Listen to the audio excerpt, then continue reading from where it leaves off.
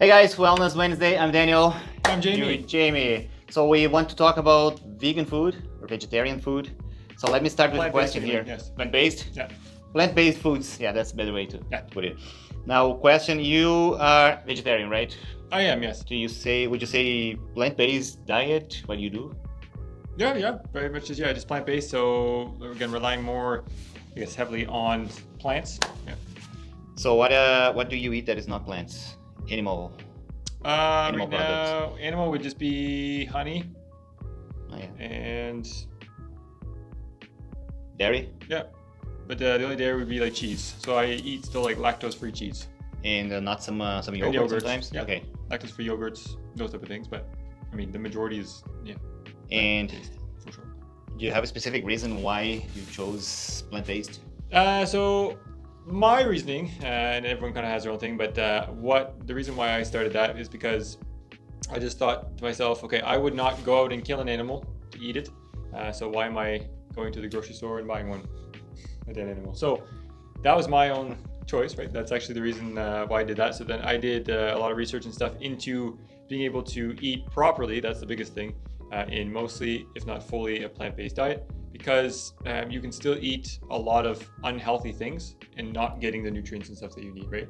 If I ate Oreo cookies all day, it's still a plant-based. It's vegan, yeah. It's vegan. Right, so it's vegan. So you need to, again, look at, okay, where do your proteins come from? How do you get your fats in and all that stuff? Because meat is a very easy source of getting all your essential proteins and then a lot of some fats and those things, right? So you have to be a little bit more creative when you're more focused, again, 100% on plant-based or even adding in more plant-based options. Yeah, when it comes to protein, any animal products will be the you have your 9 essential protein, all the meats.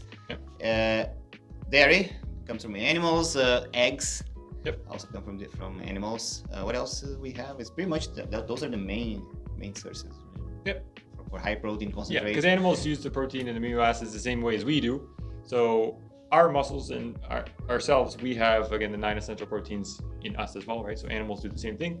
When you consume an animal, you take those amino acids, and then your body creates the protein. And those animals usually they eat plants only. Most of them, I guess, or beef, or chickens and pork. Yep. I think they are omnivore. So they consume pretty much anything. Yeah. all types of foods, whereby beef. But they're heavily plant-based. Sheep, right? They consume only plant-based, and we go and take the protein from their meat. Right. So what about health concerns? Is this better? Do you think it's better for you to consume only plants or mostly plants versus? So there's benefits and not. So for some, again, it all depends on how you use it, right? So for instance, if you eat a lot of plant-based stuff, it's hard to get, say, vitamin B12 because vitamin B12 actually only comes from animals because it comes from untreated water sources. We as humans treat all of our water sources, so it actually takes away the vitamin B12. But then there's a lot of animals now that have less B12 in their system because their water sources are getting treated more and more. So that's why you're seeing kind of a reduce in vitamin B12 in people who eat meat.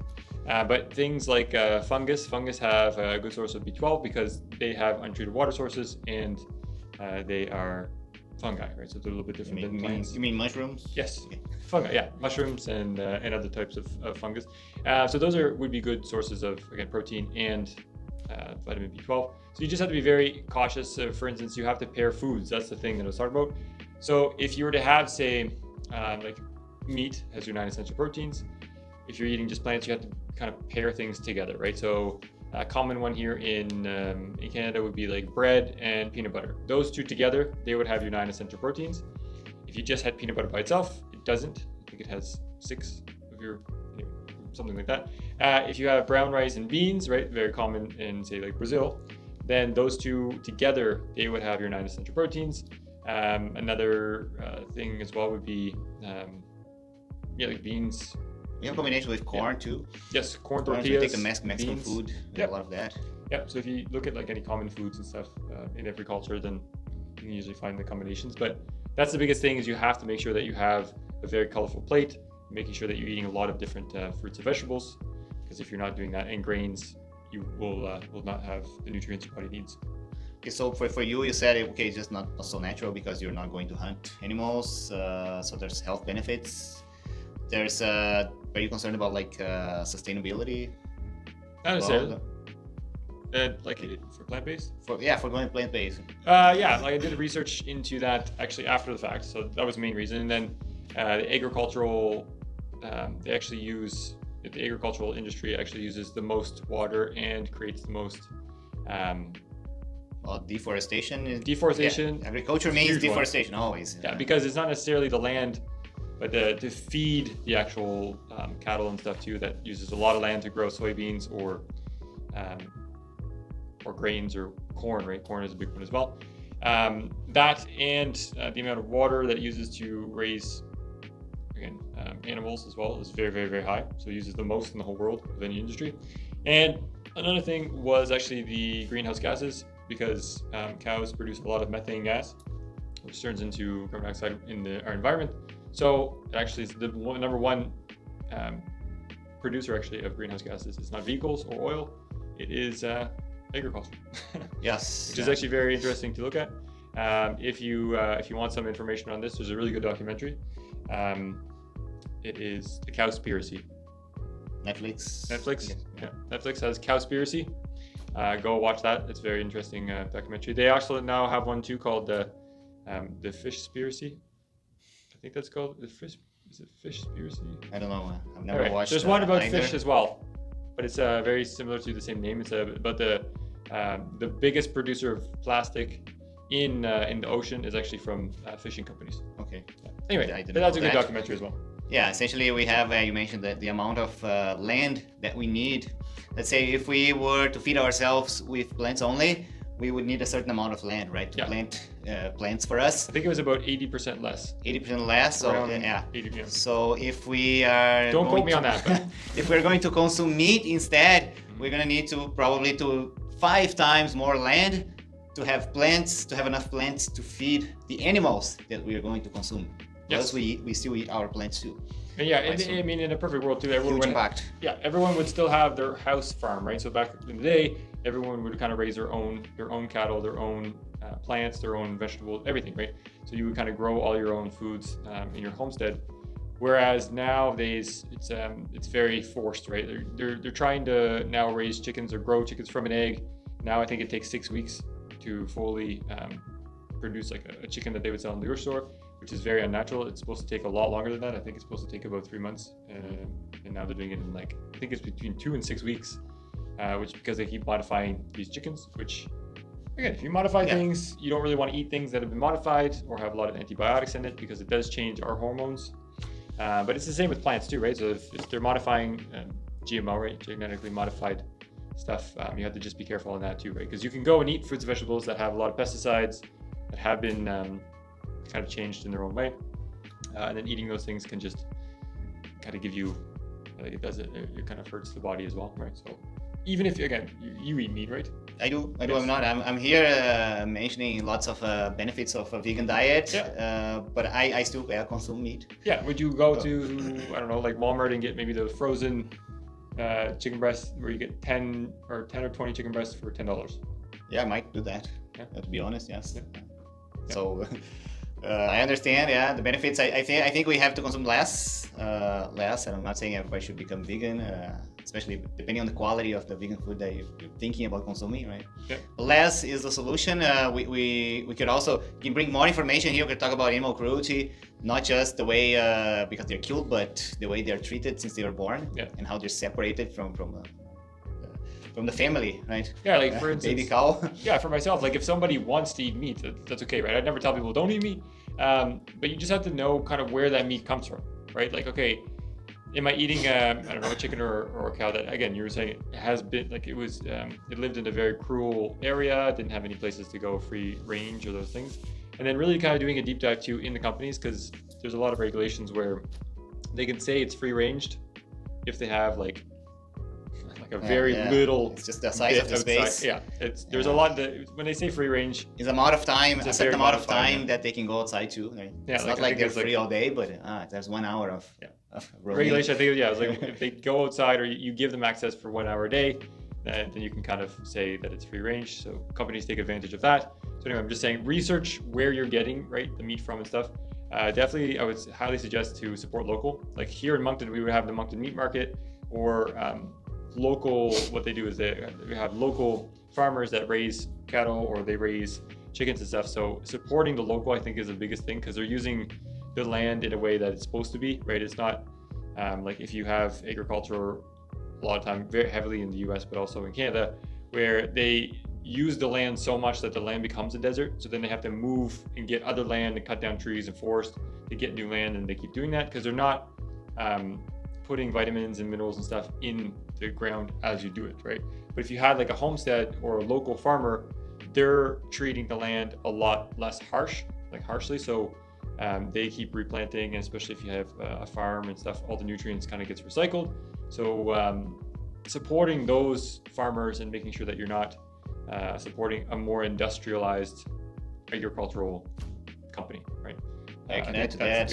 It's important, yeah. That's why I'm saying we have to eat less and less. And I've been getting more and more educated on the topic, so more willing to eat less, or maybe at some point, just give up completely. So sustainable is good. I used to think that a lot. Now I understand that this idea of sustainable, let's say, we should buy only organic, pasture-raised cattle. Yes. So. And a lot of people will complain about that. A lot of people right now probably watching the video and be like, well, I can't afford that, right? Yes. Well, it's way more expensive. Yes, it is. And it should be, right? So whenever you see anything in life, and this can even be off the topic of food, if you're seeing something that's free, or if you see something that's too good to be true, or again, something's very cheap compared to looking over on the shelf, you're going to see another option that's maybe more expensive. Just to let you know, you are always paying. So a lot of people think of money as the only form of paying, right? Let's take Facebook as an example, just out of the top. So Facebook's free. Yes, but again, you're kind of selling yourself to Facebook as the price, right? So you're also selling, say for instance, if you go and you, going back to, again, this here, right? So an industrial agricultural company, right? Really big company. Yeah, it might be cheaper, but again, you're now paying with the price of the land getting destroyed, or paying with the chicken's life, right? Not being very nice and not being free range, and it's very cruel to them. So you have to think about those things when you're like, oh, look at this. Here's a hot dog for 99 cents. Antibiotics they're consuming. Yeah. There's a reason, right? So there's even companies, I brought up like the Walmart's chicken breast, right? The reason why they can make that so cheap is they actually inject water into each chicken breast, so then it actually becomes more volume, but it's just basically pumped with water, right? Or they use like a creatine to put water into the muscle to, the weight of the actual chicken breast is more, but if you would actually analyze it, it only has, say, like 10 grams of protein in it, versus a real chicken breast would have like 20 to 30 grams. So again, you have to really look into the companies that you're buying these things from, because some of them can't be trusted. Yeah, so the more you read on it, we can really lose hope. I started losing hope when I understood the idea that, okay, you buy organic pasture raised. Yes, it's a lot more expensive.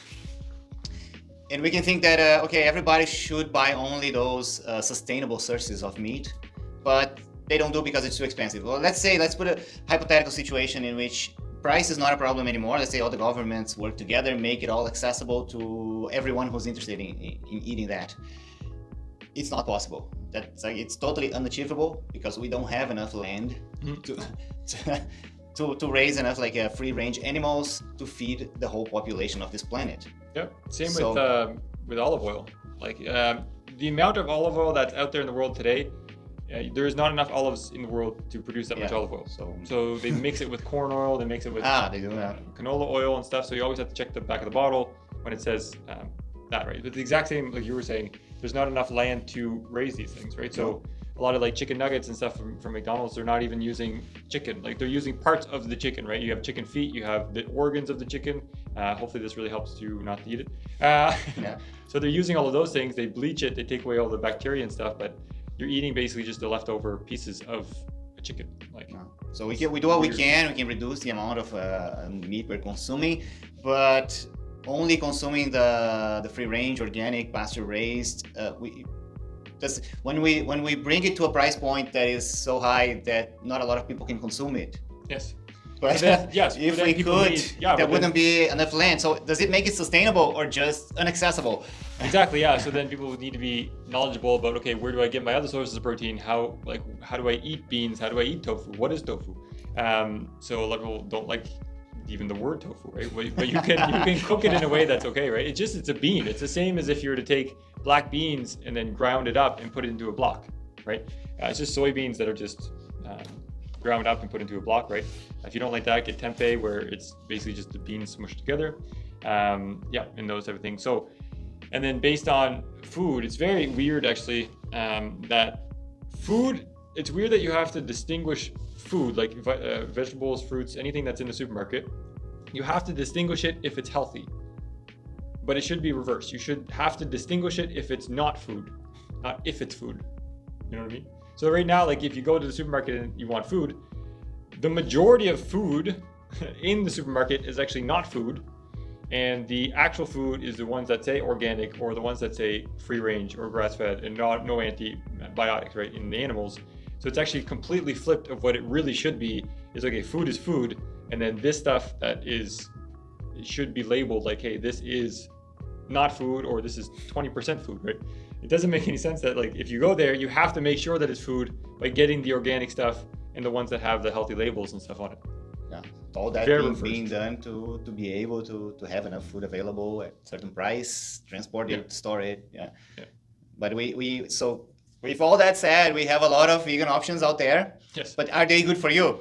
Oh, you're trying to save the planet, so be careful not to kill yourself. Yeah. Right? Save yourself as well, making good choices. Yep. So and this whole discussion started based on a certain product here that someone asked me about. Yes. Well, there's two actually. Yeah. So there's the Impossible Burger Patties or the Beyond Meat. Those two would be the two ones that actually are kind of going head to head, where they taste very similar to meat, right? It's like a burger that looks and tastes like meat.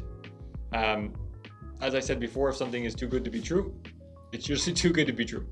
So whenever you're trying to create a plant-based option that tastes like meat, it becomes less healthy than the meat. You know what I mean? So for instance, like meat has one ingredient, it's ground beef. Maybe you have some other things in there to bind it up. Like usually they use eggs, which is again very normal. And then the Impossible Burger, the Beyond Burger, you have about 36 different ingredients. Yes, they all are derived from plants, but there's a lot of things that is derived by plants, like sugar, right? Sugar comes from sugarcane, and then it's just extremely processed to a point where it doesn't even resemble sugarcane anymore. It's been bleached, it's been taken away, it's been, right? Same with white flour, same with a lot of any foods are plant-based that aren't healthy. Now, yeah, so for the Impossible Burger and those things, it might be a good transitional burger, but it will never taste as good as a burger. You know what I mean? So what I do actually, I have burger days pretty much every Friday. I still have, like, I cook my own fries, I bake them from a potato, I cut it up myself. And then the burger patty that I usually use is Holy Foods, which is with a W, so it's WHOLLY food, I think it is. And those ones are actually made from plants. And what I mean by that is, like, it's got mushrooms, black beans, and just a couple of other things. Maybe it's 5 ingredients instead of 36. And that's the one you should have, because like the burger patty, a vegetable burger patty, should not taste like meat.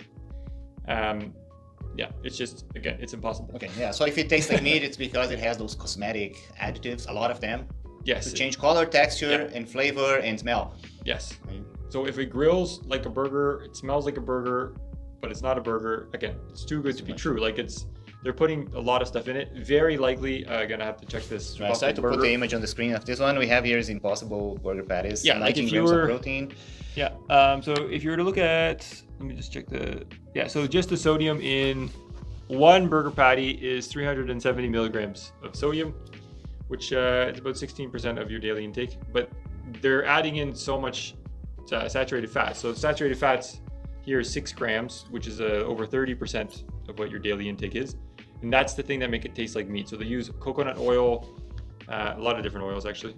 So they have sunflower oil, coconut oil, which coconut oil is very high in saturated fats. Yes, it comes from a nut, same as peanut oil. If you use that, they both have very high saturated fats. Very refined oils. Yes. It's not just... Yeah, I mean, sunflowers, any seed oil, like a sunflower, seed oil. Seed oils, it's very difficult to extract the oil from seed. So they have to heat it up, add a lot of acid. It's very, very processed oil. Really, the only oils you should use is avocado oil and olive oil. Avocado for cooking, olive oil for salads and stuff. Those would be the two main ones. But usually a seed oil is very, very processed, which is not good. Yeah, and then they just have pieces of stuff. Sugar, they have cultured dextrose. They have yeast extract, natural flavors. Natural flavors is not what you think. It's not natural flavors. So if you have artificial flavors and natural flavors basically just mean that it's coming from a natural source, but the natural source could either be from plants or animals. It must be plant here. It should be. In this case.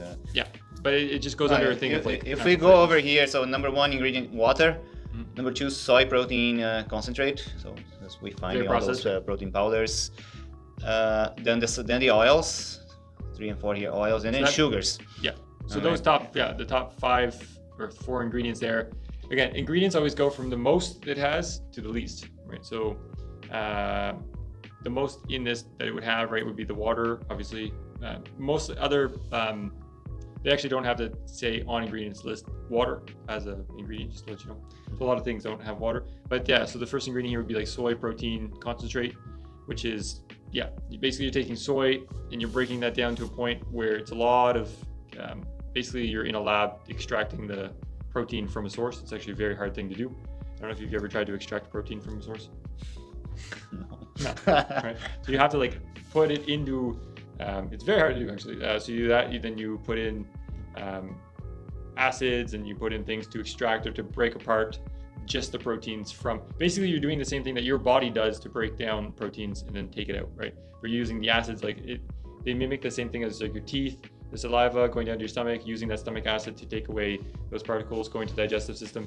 So this, where were we at? The soy protein and concentrate. So they basically have completely digested that soy protein for you. Yeah, that would be the job of enzymes. Body, so if you're eating a lot of these things, it already has been processed through the body, and then Okay, we'll keep going here. We have those things we don't really know how exactly to pronounce this. Mostly I see it in written. Methyl cellulose, glutamates, modified plant starch. So the word modified in front of ingredients. Yeah, so they have to tell you that it's been modified. Yeast extract, natural flavors, and soy. I have no idea. Like hemoglobin, another something extracted from soy. So mixed tocopherols and tryptophan, soy protein isolate. So we have another. So from concentrate, you can filter that again and extract even more protein from it, right? With nothing else. So yeah, basically, if you can't make what you're eating at home, don't eat it. Zinc gluconate, ferric phosphate, and then niacin, since B3, B5, a lot of vitamins here. It's very similar to what you see in most of those plant-based milk beverages. Yeah, and usually too, if things are added like that, that's fortified. And if things are fortified, your body doesn't necessarily extract those vitamins from this because it's been added. So if a vitamin naturally occurs in, say, like a pepper, or I don't know, like vitamin D or vitamin C from an orange, your body absorbs that much better because it's a part of what you're eating, right? If you take this here and you take a lot of different pieces and you smush it together, and then you add in those, a lot of those vitamins when they have exposure to light, especially vitamin C, but if you expose it to light, then it actually starts to diminish. It starts to not really be functional anymore. So that's why, like, if you cut open a pepper or process things, normally it's better to process it like right before you eat it, or those things, where this, a lot of those vitamins is not even, like, they won't do the same in your body as if you ate something with it. So I don't know if it's 36 ingredients here, but it's a lot. It's highly processed. Each patty here, that number. That will have 220 calories. But there's a lot. 13 grams of fat, 19 grams of protein, and 9 grams of carbs, which comparable to meat. Say, except for the carbs, right? You wouldn't have the carbs. In this case, you have fiber, which is a big advantage. You have fiber, and there's 5 grams of fiber. So one patty. It's a lot, actually. So there's certain good things here. It's a balance of the macronutrients. Yes, it can be. That's a good point too, what you were saying. The balance between the macronutrients and the ingredients. right? Because if you're looking at the nutritional facts and like, okay, the nutritional facts, the macros look good when you're reading through that, you also have to look at the ingredients, right? So right now the ingredients don't look the best, but the nutritional facts, the macros, they look good, right? So I think the idea was try to make this look balanced like a meat patty. But again, if you're looking at the ingredients are not natural, right? To the point, like I scanned this as well, like those of you who use the Yuka app, it does say 63%. There's just a couple things on there that are a little bit concerning. So what's that app? The Yuka? Yuka, Y-U-K-A. Okay, so just easy to install on the phone. And... Yeah, you just put your email in, you can sign up for free. You can scan things anywhere, and then it will give you, you can do it on beauty products as well, but it gives you like a readout of 0 to 100, like how good it scores. And then it tells you why it was bad, why it's good, and then it will give you alternatives to buy too. So it's a very good one. Open your camera and then you read the barcode, right? Yes, so it still says 63%, which is like a pass, it's not bad.